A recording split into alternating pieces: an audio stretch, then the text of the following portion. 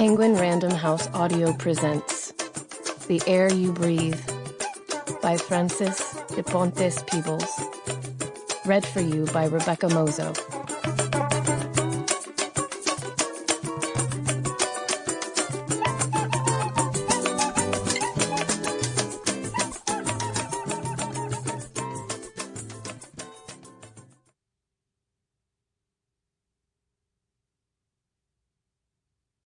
Time is short, and the water is rising.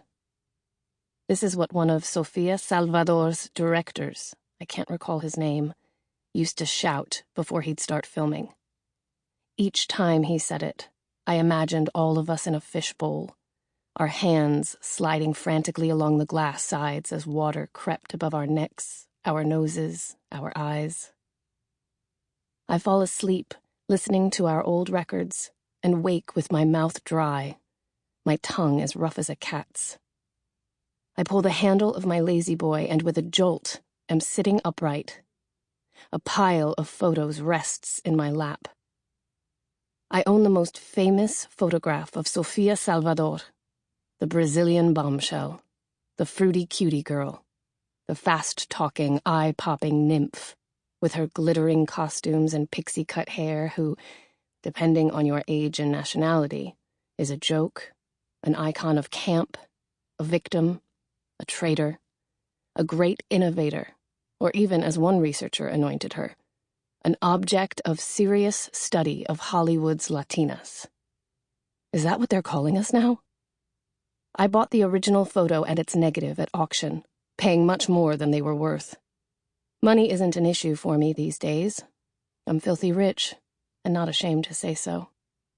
When I was young, musicians had to pretend that success and money didn't matter. Ambition in a sambista, and especially in a woman, was seen as an unforgivable fault. In the photo, taken in 1942, Sofia Salvador wears the pixie cut she made famous.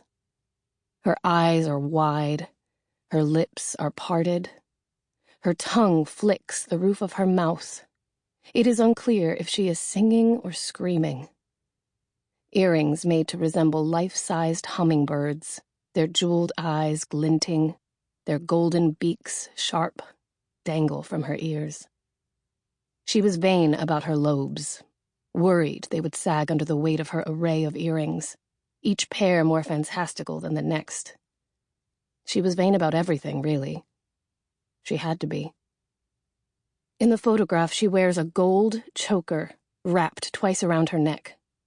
Below it is strand upon strand of fake pearls, each one as large as an eyeball.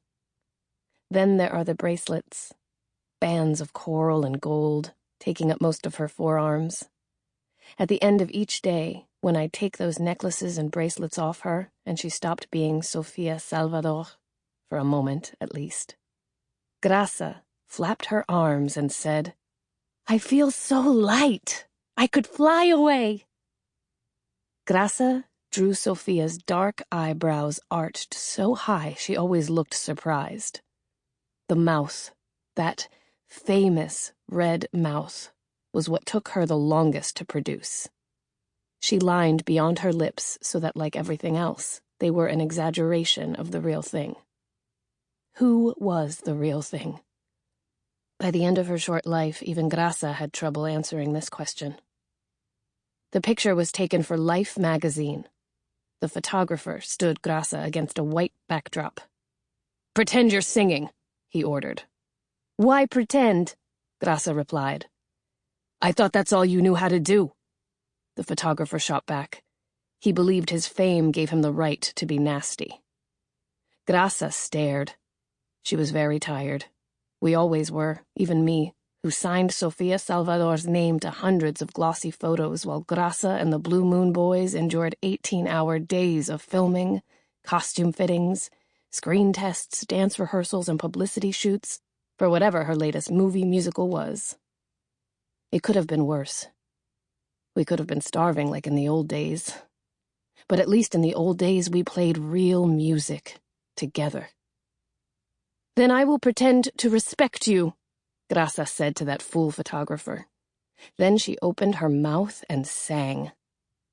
People remember the haircut, the enormous earrings, the sequined skirts, the accent, but they forget her voice.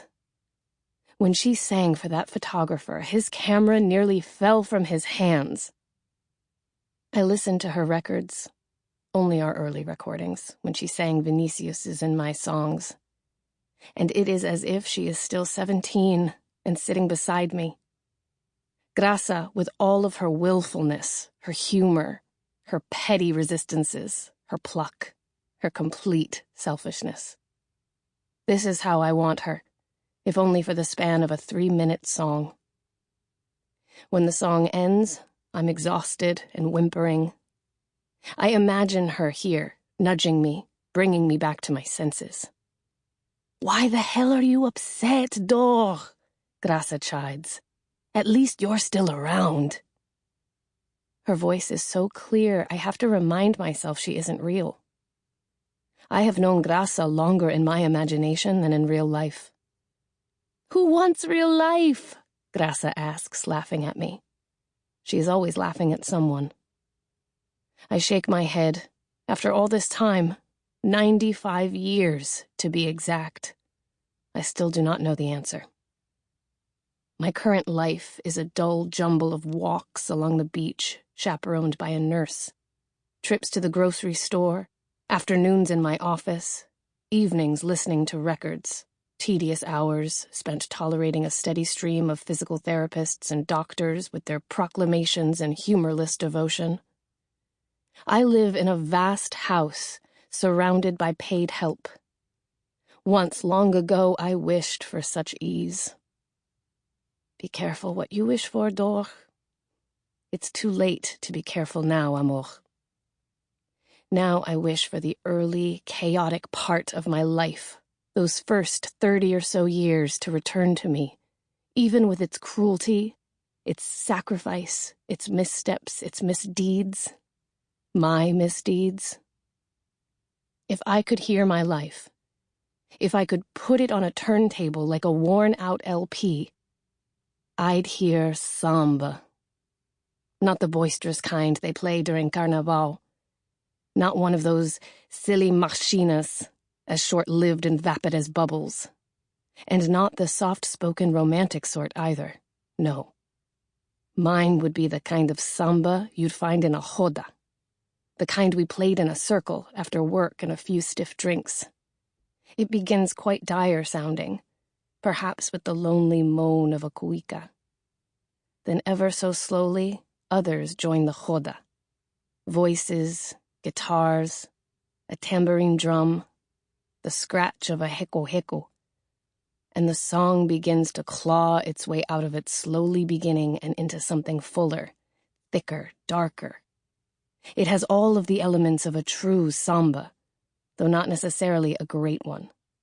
There is lament, humor, rebelliousness, lust, ambition, regret, and love. There is that too.